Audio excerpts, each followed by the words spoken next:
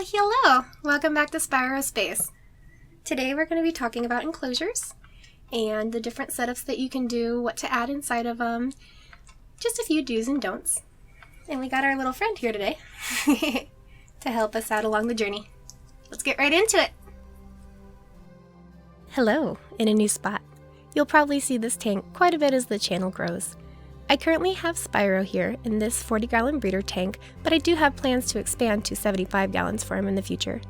Although the average length of these little guys is about 24 inches, the minimum size tank for these bearded dragons is 40 gallons. But I always say, the more space you can give them, the better. When looking into tanks, I highly suggest buying your products separately rather than going with a pre-set up tank. I ended up spending about the same amount that I did on the original Enclosure for the rest of the upgrades that I needed, which we will talk about here in a little bit. From experience, I know that there's not an overabundance of options out there for this hobby. It's all about knowing where to look.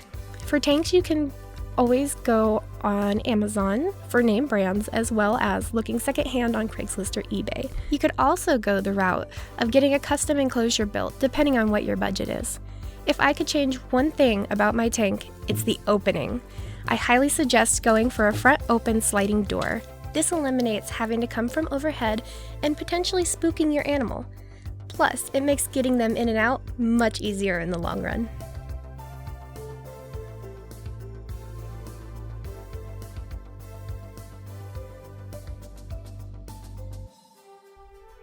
Our next topic is substrates. What is a substrate, you may ask? It's any of the materials that are used on the floor for the enclosure. There's a few different options out there for flooring, but for today, I'm going to talk about what I have used and the experiences that I've had. Starting out, we have paper towel or newspaper. This was a great and easy substrate to use when he was little. He wasn't heavy enough to really move it around at all, plus it was easy cleanup.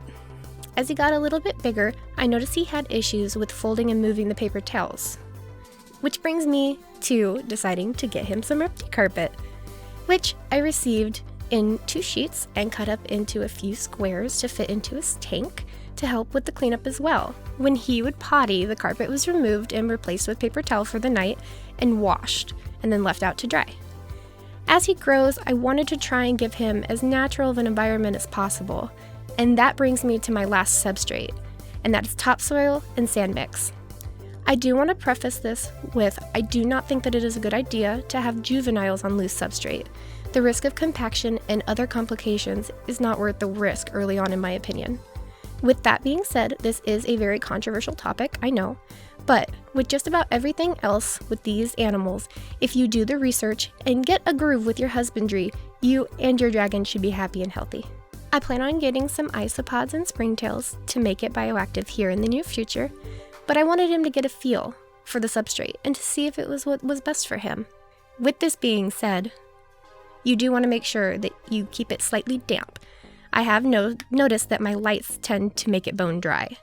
This makes it easier for them to dig in as well, without kicking up too much dust from the dirt, which could cause respiratory issues for them.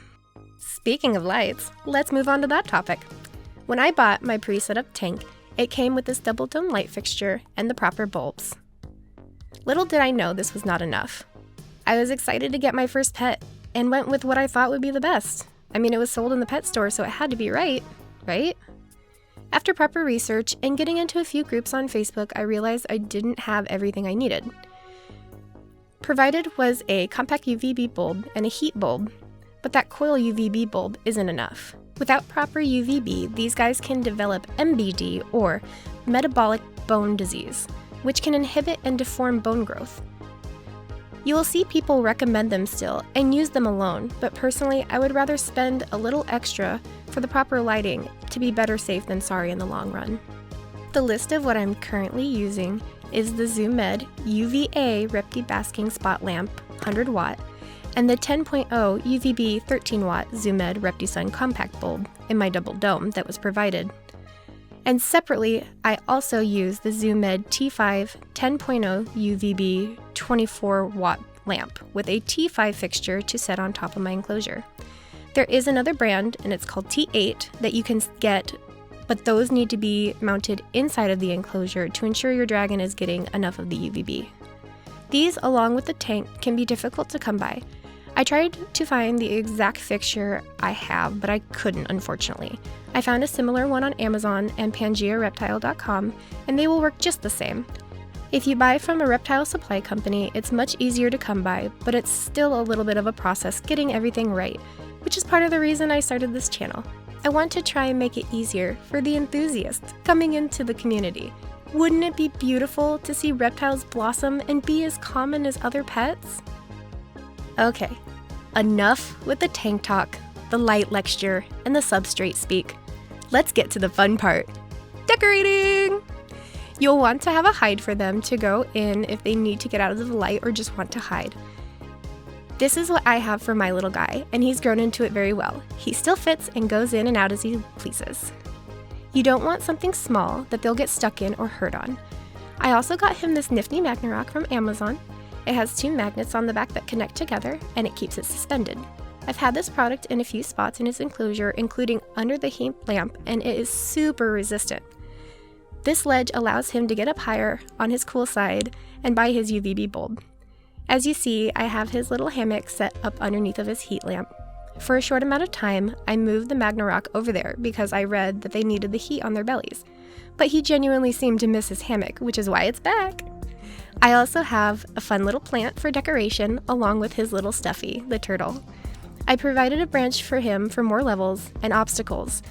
It's probably his second favorite thing in his tank, honestly. Lastly, I have some real rocks that I obtained from other states and sanitized to put into his tank to keep his nails filed down. I notice a big difference from him to my sister's dragon, who doesn't have as many rocks to climb on, and her nails are like little daggers. And how could I forget? A nice little food bowl for their greens and for their buggies. With all this being said, there are tons and tons of different ways to decorate your enclosures, and all reptiles are different. What works for one may not work for the next. It's trial and error. Just make sure you have the basics, and you can grow from there. And that's about it. Wraps up everything that we need to talk about, and I hope you guys enjoyed. If you're still around, make sure to hit that subscribe button and hit the bell for notifications. We'll be back with this little personality. And we will be talking about that as well, bobbing and blackbeards, in a different video. So, thanks for watching, you guys.